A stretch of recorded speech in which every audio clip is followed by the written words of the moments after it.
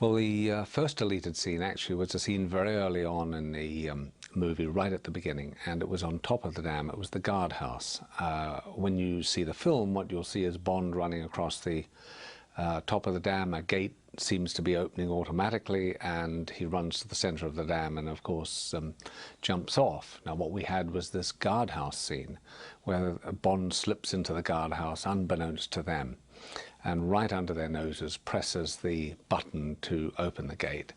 The reason for deleting it was simply one of pace, is to move the story along, and we didn't feel it was necessary in the final cut to establish how he opens the gate. So we just cut to the gate opening on the shot, and we never really answer the question.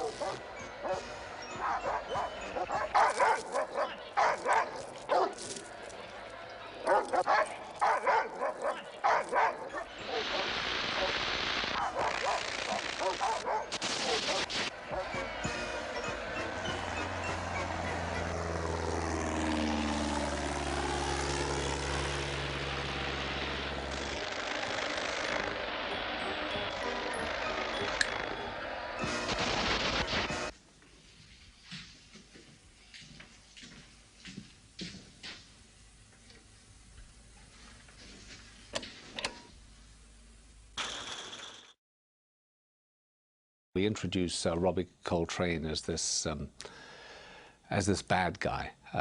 He's involved in guns, and who knows what he's involved in.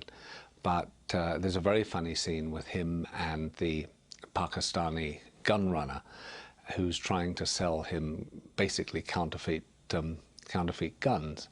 And it's a scene actually I loved, and I really wanted it in the movie, but again, because of pacing, it was a scene that had to go. But it is a scene that I regret losing out of the movie.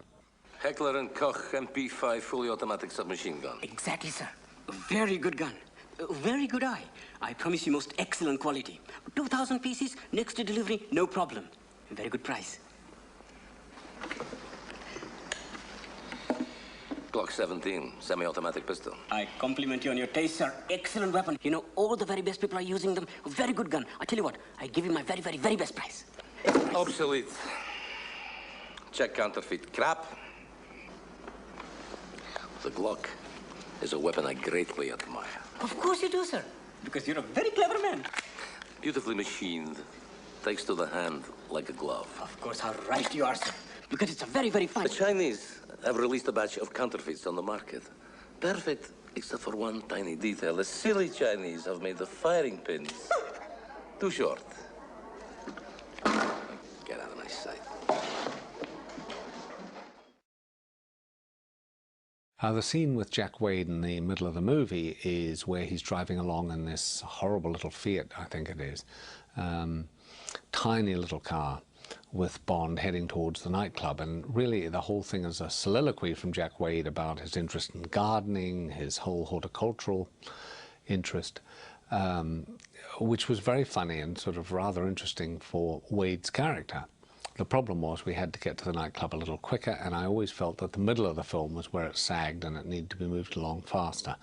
This cuts directly onto a scene where Izabella is in the graveyard, and she's there heading towards the church. It's all rather sinister, and she's going in, of course, for a secret meeting with Boris. And we felt it was just easier and gave it more pace to cut directly into the church, which is what we did. And one day, boom, she had been throwing a section of fertilizer out the window, and then suddenly, there they were. I'm talking about blooms the size of hand grenades.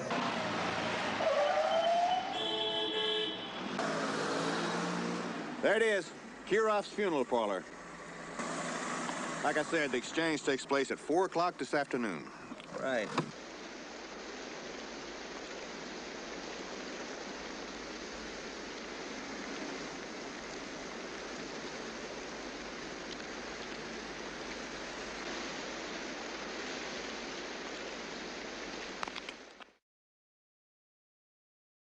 The scene in the train between Oramov and Boris is just a very small transition scene where Boris is checking out the computer for bugs and things, and frustrated Oramov is telling him to get on with it, and it's just a tiny scene which sets them both up as partners in crime, if you will. So that was a tiny scene that I think, quite frankly, is much better out of the picture.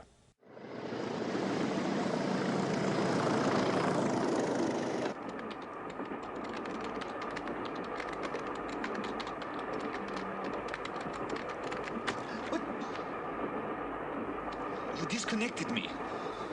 What do you think you're doing? Preventing an accident. Your practicing might be discovered. I am making sure there are no bugs in the program. My practicing will help prevent an even bigger accident. I crush bugs. And probably eat them. You leave tonight. And in 72 hours, you will see if I have to call